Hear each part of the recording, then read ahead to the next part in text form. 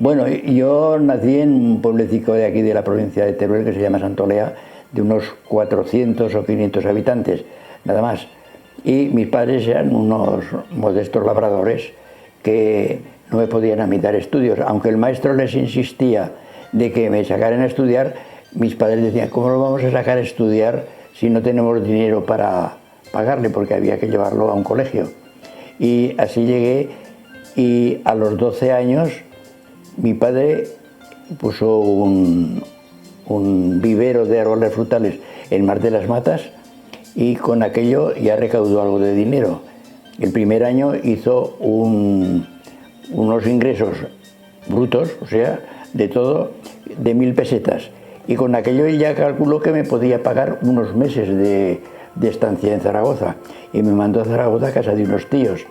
Y en casa de los tíos estuve ahí interno, y después me pusieron interno en el colegio y estudié el bachiller.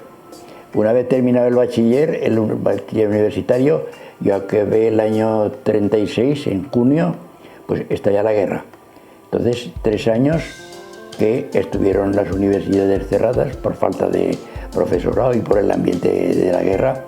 Y yo estuve de soldado. O sea que estuve soldado 3 años. 2 años y medio, porque al principio no tenía más que 17 años y no podía ir. Bueno, termina la guerra, convocan unas oposiciones para ingreso en la universidad, aprobé esto y empecé a estudiar medicina en Zaragoza. Y en Zaragoza hice los 6 años de la carrera en la Facultad de Medicina, y allí acabé la licenciatura. Terminé siendo licenciado en medicina. Ejercí un año en un pueblo de aquí de la provincia de Teruel como médico titular, como médico interino, y al cabo de un año pues opté por irme a Madrid a estudiar la especialidad de pediatría, que es lo que he ejercido siempre. Allí era 2 cursos en la Escuela Nacional de Puericultura, que era la única que había en España para poder sacar la especialidad. Aquí en el recibidor habréis visto el título que tengo allí. Perdón. Terminé la carrera de la especialidad de pediatría y me establecí por mi cuenta, no había aquí ningún centro oficial para este cargo, pues aquí ejercí de médico de pediatra, y desde allí ejercí hasta los 80 años. A los 80 años me jubilé de la medicina, porque a los 68 ya me obligaron en la Seguridad Social a jubilarme. Pero luego seguí en la vida, cosa privada, estuve hasta los 80. Ejercí de pediatra aquí durante muchos años, entre mis clientes tenía a Luisito Pitarque. Y tiene fotografías que le hice luego, ¿verdad? Aún tienes fotografías en papel, que son las duraderas.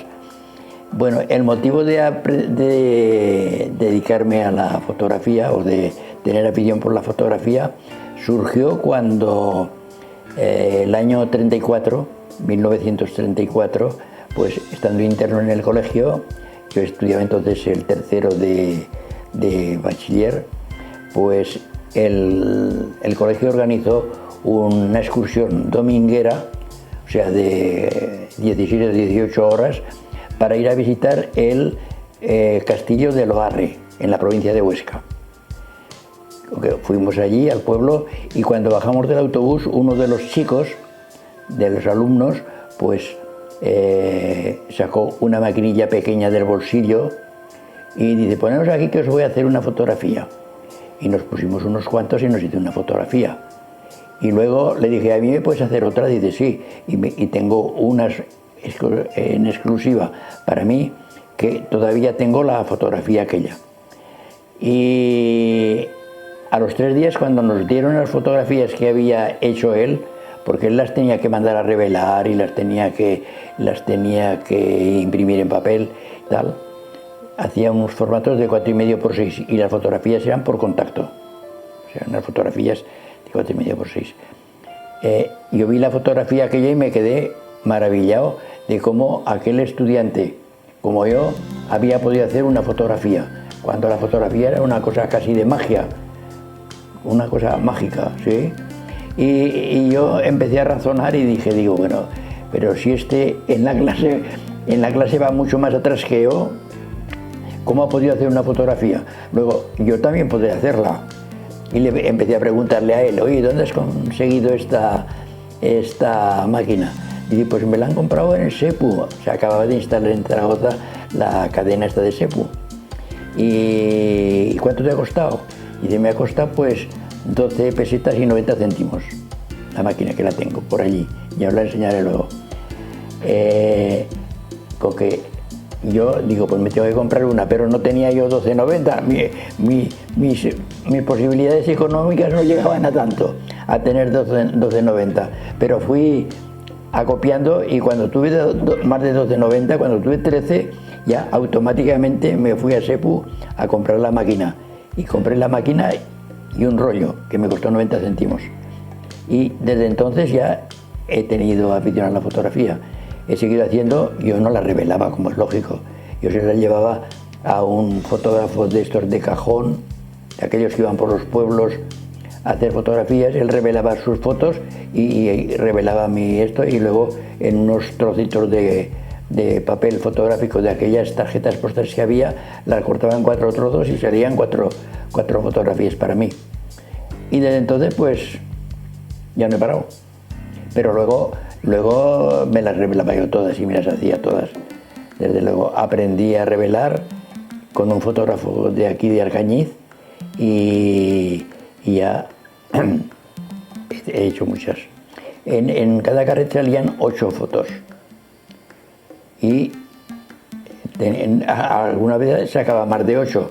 Más de 8 porque el rollo al pasar en la máquina, verás, hay un agujerito con un cristal rojo, porque aquellos era... allí aparecía el número de la fotografía, ibas pasando ahí, el 1, el 2, el 3, pero si se te olvidaba, al pasar, pues a la vez siguiente había sobre una foto, había disparado otra foto, con lo cual había estropeado dos fotos. Y yo la fotografía en el tipo Leica, la que aprovechaban los trozos de película de cine, que fue Leica la primera que sacaron, de Leith, pues yo no tuve, pues esto sería el año, lo menos el año 60 o el año 70. Las demás todas habían sido de rollo. Claro, entonces cada foto que tenías que hacer te lo tenías que pensar muy bien, porque había que comprar cada cliché, había que comprarlo, había que revelarlo, había que tal. Así como ahora disparas todas las que quieres y no te cuesta nada, porque una vez que has desembolsado el costo de la máquina, pues ya estás libre de gastos. Y ya te digo, yo he hecho muchas fotografías y además la fotografía me ha proporcionado muchas satisfacciones. Me ha ocupado mucho tiempo, mucha ilusión, mucho tal, y ha sido motivo de satisfacción. Algunas de ellas son no sé, han marcado una... ¿cómo diría? Han dejado huella de ver la importancia que tiene la fotografía en papel, porque entonces todas las hacíamos. No le vas a regalar a uno un negativo que no hubiera sabido lo que hacer. Tenías que entregarla en papel. Y os voy a contar una anécdota sobre las posibilidades y el efecto de una fotografía en papel. Entonces ya ejercía yo de pediatra y en esta casa, porque antes había vivido en otras 2 casas de aquí de Arcañiz. Y vienen a la consulta un matrimonio con un hijo de unos 6 o 7 años que venían de París. Y vinieron de París porque tenían este niño que padecía una bronquitis asmática cuando no había medios muy eficaces del tratamiento, y llegó a los 7 años y el pobre niño estaba siempre con una disnea, una dificultad respiratoria, no comía, se le veía fatigoso al hablar con él, tenía un color pálido que daba pena. Y entonces, como en París no pudieron solucionar el problema, pues le dijeron, dice, mire usted, tiene una bronquitis asmática y si no lo cambian de clima, esto con la medicación no vamos a conseguir nada. Y entonces los padres, dijo uno de ellos, dice, pues yo tengo, mis padres viven en un pueblecito de la provincia de Teruel en España, que es un pueblo de secano, que no pasa ningún río, que es un clima seco y tal. Dice, pues ese sería el clima adecuado. Dice, pues bueno, pues lo vamos a intentar para ver que no podía solucionar el problema. Y se vinieron los padres con los abuelos aquí a la consulta. Y lo visité y efectivamente era un chico que daba pena el verlo, causaba, claro, el verlo allí con aquel colorcillo, que no podía respirar. Y lo visité y digo, pues mire usted, esto seguramente aquí mejorará por el clima. ¿Y qué tratamiento le ponemos? Llevaba 6 o 7 pastillas para tomar y líquidos y inhalaciones y tal. Digo, no, ponerle no, lo que vamos es a quitarle de las 7 o 8 medicinas, porque no hay cuerpo que aguante 7 o 8 medicinas. Y digo, le vamos a quitar esta, y le quitamos 3 o 4 pastillas. Digo, ya me llamarán ustedes dentro de 3 o 4 días a ver qué tal se encuentra el pequeño. Me llaman a los 3 o 4 días y me dicen, el niño está mejor, ya come un poquitín más y ya no tiene tanta fatiga. Digo, pues ya lo bajarán dentro de una semana y lo volveremos a ver. Era de Torre de Arcas, de ese pueblecito al lado de Monroyo. Y lo bajaron y el niño aquel había cambiado ya bastante. Digo, pues ahora vamos a seguir el tratamiento, vamos a quitarle las otras que toma también, que no las necesita. Y lo dejamos ya sin tomar ninguna medicación. Pues ya me seguirán llamando, cada semana me llamaban. Y a los 20 días o cerca de un mes me llaman y me dicen, está desconocido, el niño ya tiene ganas de jugar, ya está contento, se ha engordado, tiene más apetito y ya no tiene fatiga. Digo, pues bájenlo. Y me lo bajaron aquí y efectivamente había cambiado por completo aquel chico. Y yo le dije, después de la visita, con los abuelos, los padres se habían ido ya, porque en París tenían un pequeño hotel, una fonda. Y lo senté aquí en este sillón que tengo allí, en este mismo. Le digo, siéntate aquí, le vamos a hacer una foto. Y le hice una foto y salió bastante bien, en blanco y negro, como es lógico. Pero era el niño gordo, sonriente y tal. Y entonces, como no teníamos lo de los teléfonos móviles ni cosas de estas, pues les cogí, hice una fotografía, se la mandé a los abuelos, pero al mismo tiempo le mandé una a sus padres, a París. Y les digo sobre la situación de su pequeño, le digo, mejor que lo que les pueda explicar yo, vean la fotografía que se los dice todo. Con que al día siguiente de recibir ellos la fotografía me llamaron todos ilusionados, para decirme que si quería ir a París con mi mujer, que fuera allí para estar en su casa los días que yo quisiera, para que yo conociera París o que lo conociéramos, como agradecimiento. Bueno, tengo varias, pero en fin, no quiero alargar el asunto. Esta es seguramente la más expresiva, pero hay otras también que también tienen su importancia. Pero en aquel caso el tratamiento mío fue quitarle el tratamiento, el clima, lo hizo todo el clima de aquí, o sea que yo no tuve ningún mérito más que el suprimir la medicación.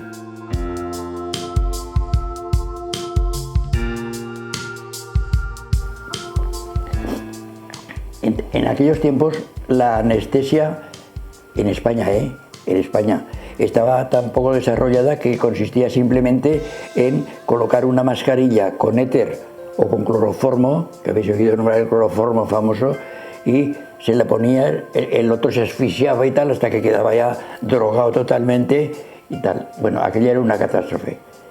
Entonces,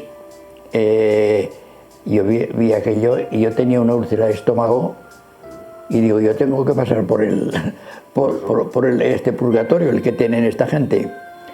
Y yo estaba temblando, digo, ay, ay, ay, ay, ay, porque la úlcera del estómago no tenía más tratamiento que el cortar medio estómago y llevarlo como me pasó. Ahora no, ahora hay tratamiento médico y con unas pastillas segura. Bueno, pues yo veía aquello y vino aquí un cirujano que entonces pasó a ser de un hospital municipal a ser provincial de la Diputación, con lo cual aumentó el presupuesto y entonces ya pusieron 3 médicos, un cirujano, uno de cirugía general y un practicante, o sea, bueno, y ¿qué iba a decir yo ahora? Viene un cirujano de Madrid, un traumatólogo, y viene aquí y se encuentra con esto. Tal. Yo tenía mucha amistad con ese traumatólogo y él no podía hacer muchas operaciones porque la anestesia no daba de sí, se hubiera muerto el enfermo allí en la mesa de operaciones. Y le digo, oye, ¿qué te parece si yo hiciera un curso de anestesia? Porque van en Santander, en la Fundación Marqués de Valdecilla de Santander, en el Palacio de la Magdalena, la Universidad Menéndez Pelayo, que es la que rige allí. Digo, va a haber un curso de 1 mes y pico de anestesiología y traen todos los sistemas actuales de Norteamérica. Y dice, oh, encantado. Y de mi bolsillo, yo solicité hacer el curso y me admitieron.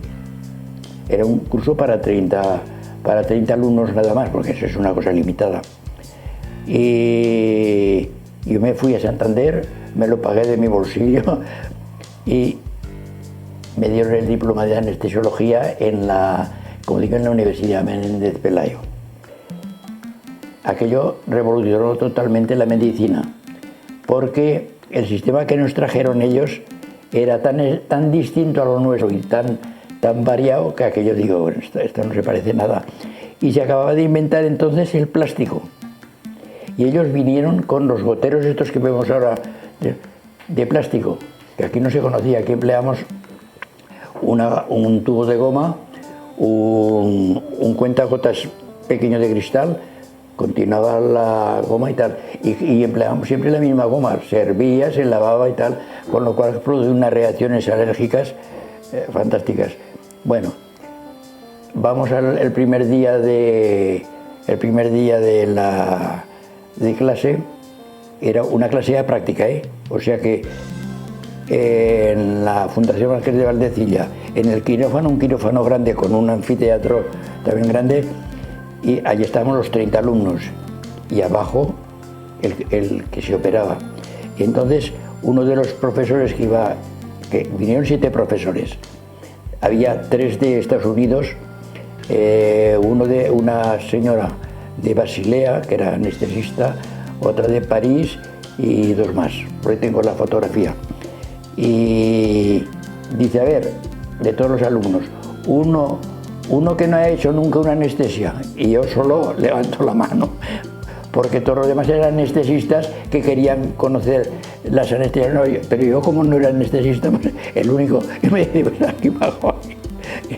Yo fui el primero que hice la anestesia que hay de esas aquí en Santander, y nos ponemos allí delante del enfermo.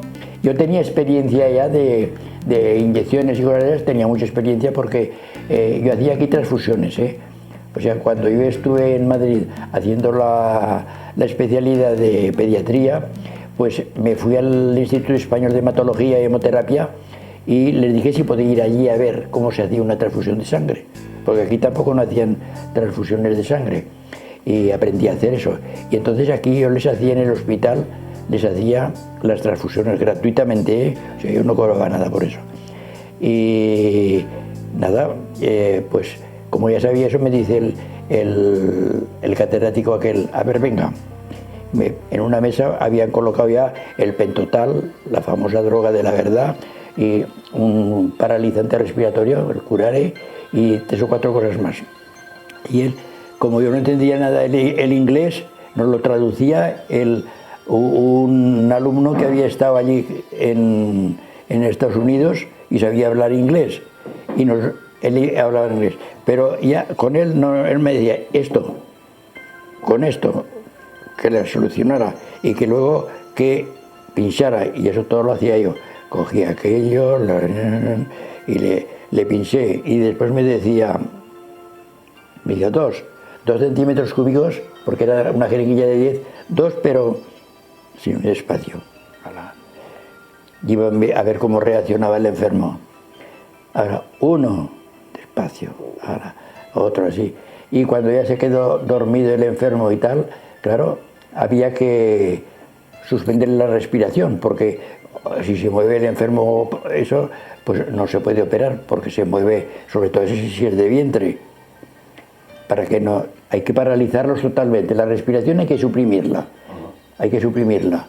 y entonces se mantiene con la respiración con oxígeno, y un respirador automático pues se le mantiene todo el tiempo, y luego se va añadiendo los demás productos anestésicos, y una vez que se termina la operación pues hay que poner un producto para que vuelva a respirar, o sea, un neutralizante del curare, que era lo que le había puesto yo y tal, y hasta que se vuelve a esto. Y claro, yo vine aquí y ya está, yo era anestesista, pero es que aquí no había ni dinero ni medios, porque no vendían por ningún sitio el trasto este. Pero había habido un espabilado en Zaragoza que hizo un aparatillo así, porque la anestesia se hacía con 3 gases, el oxígeno, el pentotal y el monóxido de nitrógeno, el bióxido de nitrógeno. Y había que regular la cantidad de gas que salía de cada uno según las necesidades de la evolución de la anestesia. Y hizo uno que costó 15.000 pesetas, porque era una cosa muy sencilla, y la respiración automática la sustituimos por una concertina de goma, pero que hacía el efecto, no había otra cosa. Y yo vine aquí, se lo dije a los de la Diputación, y sí, ya te digo, costó 15.000 pesetas aquello, trajeron uno, y desde entonces ya la anestesia por intubación, esa que le meten el tubo por la garganta hasta la tráquea, y luego como hay que mantenerlo con respiración artificial, y ese fue el cambio totalmente del sistema de anestesia. Pero el sistema en España, aquí en Alcañiles, te digo, los otros los hicieron, los otros que fuimos a hacer el curso, cada uno en su sitio.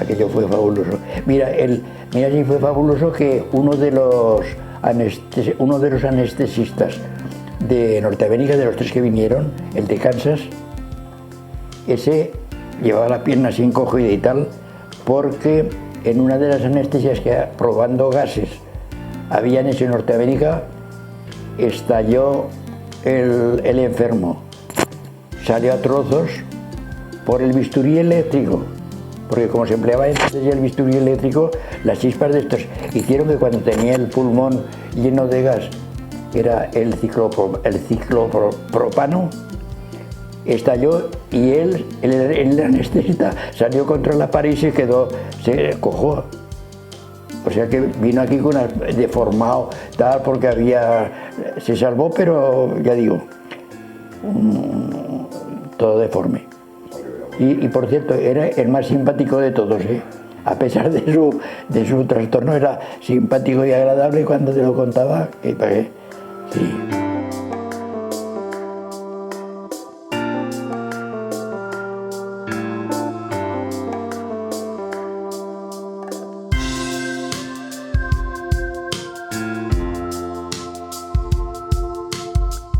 Al 35 milímetros me costó, porque no existía el 35 milímetros al principio. Hasta que vino la Leica no había ninguna que hiciera 35 milímetros.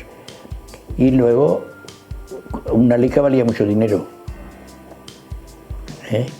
Una Leica, aquello era ya de los muy privilegiados. Y entonces yo no tenía dinero para comprarme una Leica. Después ya cuando ya los materiales mejoraron, porque también, por ejemplo, fotografías de color, la fotografía en color, no la diapositiva, la fotografía en color era muy mediocre, tenía mucho grano, no daba colores y tal, había que mandarlas a que te la revelaran a esto, algunos las tenían que mandar a Londres 15 días, desde que entregabas tú el rollo hasta que cogías el material positivo, 15 días, y se te perdían algunos también por el correo, nah. Aquello fue una pena. Entonces sí, todo era... también hice diapositivas en 6x6, pero claro, tenías que tener, aún tengo por allí la pantalla y sacarla, el proyector, resumen, que no las volvías a ver porque todo que llevaba era incómodo, vamos. Pasa como los móviles estos, ellos están todos llenos de fotos, pero dentro de poco tiempo no verá ninguna, porque o perderá el móvil o lo cambiará, pero las he visto al principio que salen estupendas además, salen unas fotos estupendas, pero no, por eso yo siempre, cuando hago fotos, las regalo siempre en papel. Yo me gasto mucho dinero en papel, mira, ayer concretamente pedí, porque la impresora que tengo, que me la saco allí, la impresora lleva 9 cartuchos y cada cartucho de 23 centímetros cúbicos de tinta valen 30 euros. O sea que tú fíjate, y el papel, bueno, resumiendo, que me cuesta mucho dinero, pero yo estoy contento porque eso de que vas por la calle, oye, don Miguel, aquella foto que nos hizo con el pequeño y tal, la tenemos allí en un marco y tal. Yo veo lo que disfrutan ellos y eso lo ven todos los días. Y a mis bisnietos, a todos se las regalo y tienen ya varios álbumes con fotografías de las que le he hecho. Y esas las verán cuando sean mayores, van a como el vino tinto. Que a medida que se hace más viejo es mejor, ¿verdad? Pues esas fotos igual. Cuando ellos se vean, cuando tengan 40 o 50 años o 60, aquellas fotos de niños les hacen una ilusión, pues igual. Y luego otra cosa, yo las fotografías que tengo, controladas en el ordenador, tengo 180.000. 180.000. Sí, pero en negativos no los tengo, ¿no? Porque los escaneé, pero luego, como he hecho ya muchas con estas máquinas, esto sube enseguida el número, porque cualquier excursión que haces, pues dices, hoy he salido de excursión y te vuelves con 200 fotos. Ahora, y esas las guardo, elimino las que por algún defecto no valen, porque se han movido, por lo que sea, y esas las elimino. Pero sí, 180.000. Ya sabes, cuando me dijeron que les proporcionase fotos de las mías, Andrés y Ángel Quílez y tal, pues yo les dije, decidme qué clase de fotos queréis para tener exposición. Hombre, pues queremos de tal y tal. Bueno, pues vamos a hacer una cosa, yo me voy a entretener en el ordenador en ir pasándolas en plan de presentación de diapositivas y cuando encuentre alguna que se adapte a esas características, las iré separando, haré una carpeta con las que crea y luego os haré un DVD, os lo lleváis y elegís vosotros. Y les di les seleccioné, me parece que 700 o una cosa así, sí. Y luego se quedaron en 500, luego las redujeron a 200 y me parece que se han quedado con 200 o así, ¿verdad?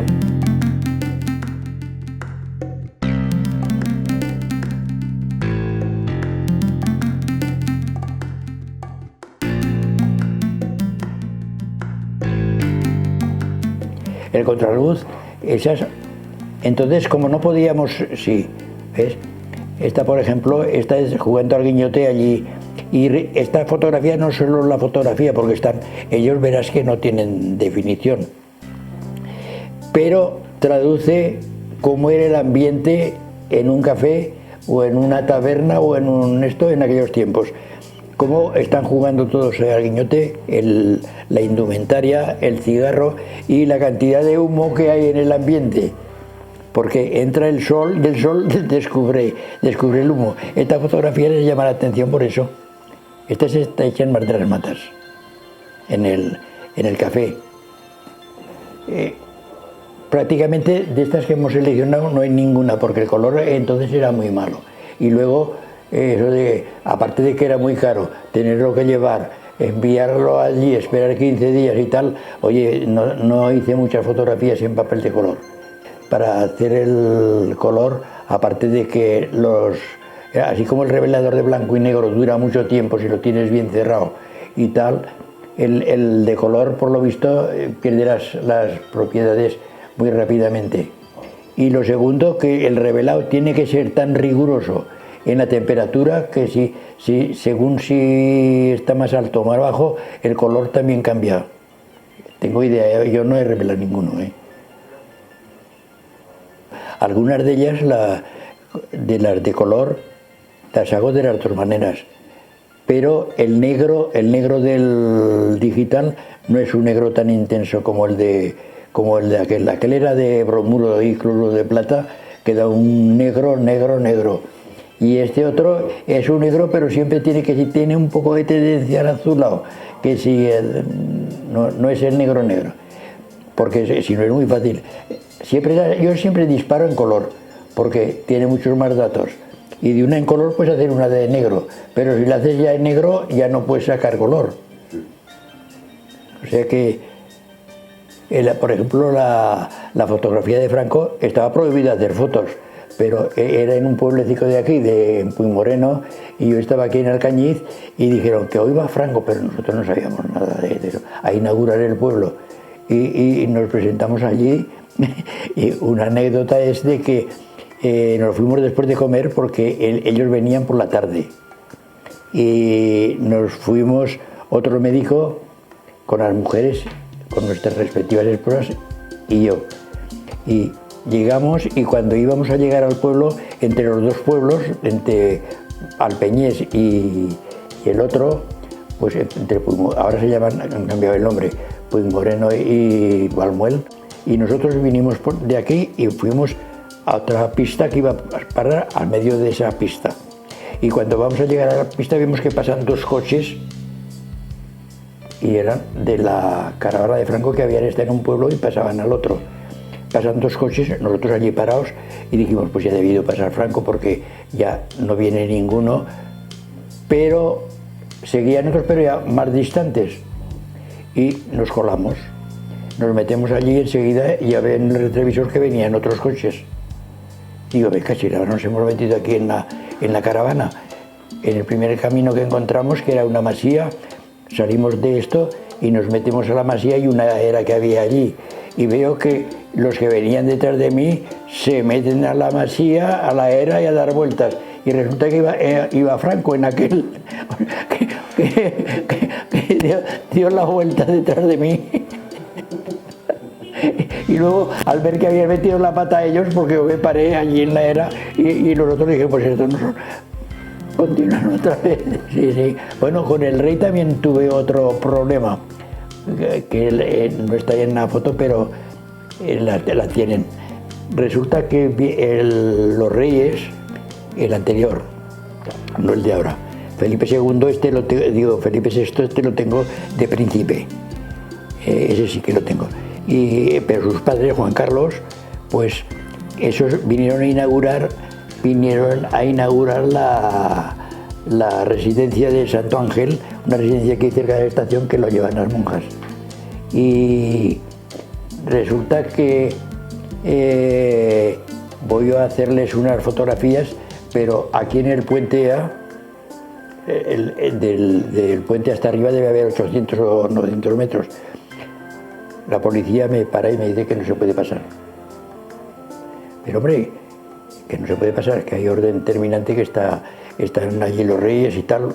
Y yo entonces, como ya conocía esto, me fui por allá arriba por la carretera de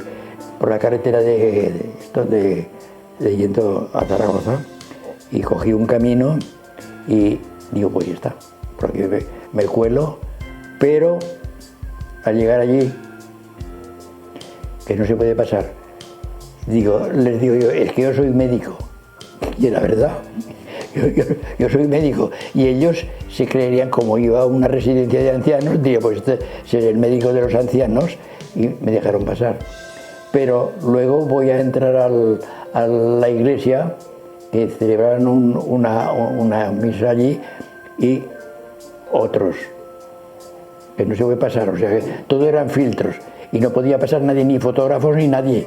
Y yo llego allí y le digo, es que soy médico. Y lo mismo, aquellos se lo creyeron, y yo me meto a la iglesia. Y me meto a la iglesia, y en la iglesia nada más estaban, habría unas, que te diría, por 50 personas, que eran las monjas todas monjas de aquí del pueblo, las de la comarca, los curas de la comarca, las autoridades militares, civiles y militares, y luego varios policías con su metralleta allí, sí, bueno, y me siento junto al presidente de la Diputación, que era de aquí de Alcañiz y lo conocía yo y le visitaba a los chicos, y me siento al lado de él y me veo allí delante los dos reyes en un reclinatorio, el rey y la reina, y delante los que celebraban misa, que eran el arzobispo de Zaragoza, Yáñez, y luego el cura de aquí y el obispo de Teruel. Bueno, y yo me pongo, le digo al presidente de la Diputación, digo, oye, ¿qué te parece si les hiciera una foto a los reyes? Porque yo no me atrevía. Y yo, bien, yo estaba allí en la orilla, me salgo al pasillo y llegó la foto. Pero después de disparar digo, pero claro, yo los veo de espaldas, me gustaría hacerles uno de frente. Y por arriba hay unos pasillos que van al coro, y digo, de allí se podría hacer una fotografía buena. Y entonces me acerco a una monja de allí del asilo y le digo, oiga, podríamos subir allá arriba a hacer una fotografía. Y digo, oh sí, hombre, la monja, ella también, tan ignorante como yo.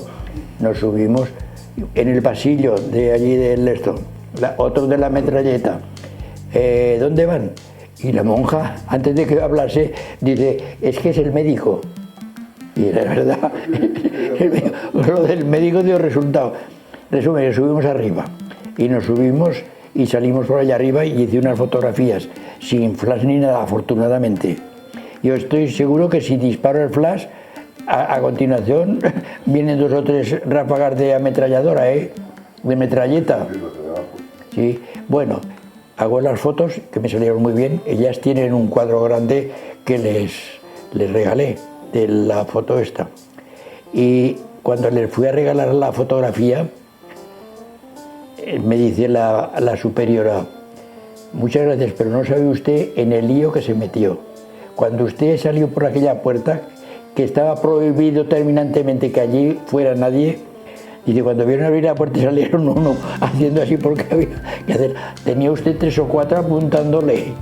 Y digo, cualquier movimiento, cualquier sospecha, lo acribillan a tiros, Pero gracias a eso queda la fotografía.